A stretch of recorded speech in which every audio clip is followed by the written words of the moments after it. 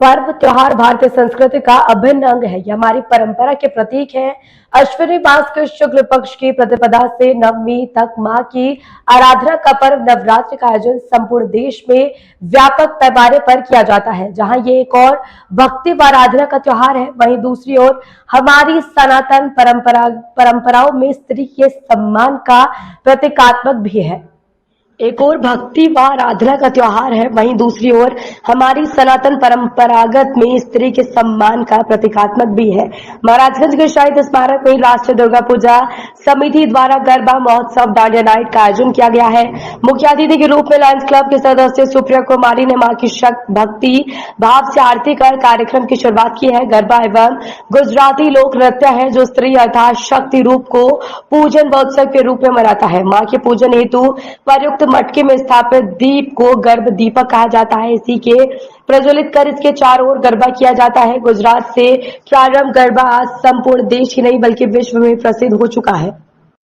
गुजरात में प्रारंभ गरबा आज संपूर्ण देश ही नहीं बल्कि विश्व में प्रसिद्ध हो चुका है, जिसमें एक रंग बिरंगे परिधान में नृत्य करती है। इसी बीच महाराजगंज में माता के भक्तों पर नवरात्रि का ऐसा खुमार चढ़ा है कि आप इसे देखकर ये कह नहीं पाएंगे कि ये किसी भी तरीके से गुजरात के गरबा महोत्सव से कम है।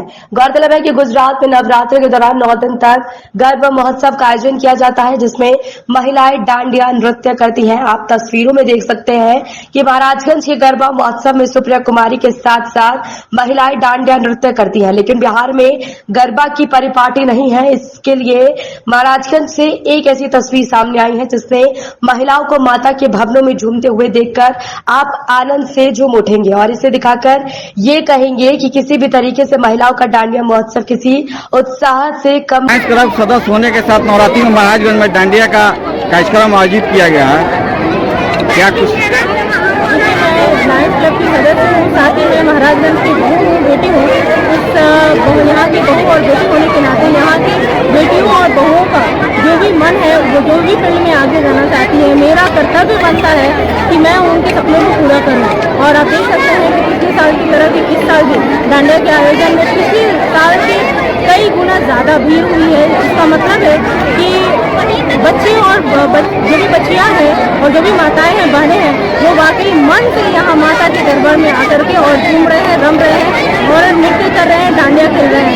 इससे बड़ी खुशी मुझे ही हो सकती है कि मेरे बच्चियों और इस महाराजगंज की बेटियों और बहुओं को वो खुशी मिल रही है जो वो खुशी कई सालों से पाना चाहती थी बट उनको मिल नहीं पाता था। मैं अपने आप को सौभाग्यशाली महसूस करती हूँ कि और इस पूरी समिति की तरह समिति भी पूरी खुशहाल अपने आप को महसूस कर रही है और बहुत ही खुश है कि वो इस आयोजन के तहत यहाँ की बेटियों को खुश कर सके। क्या संदेश देना चाहेंगे? संदेश बस यही है कि हमारा दशहरा दुर्गा पूजा चल रहा है।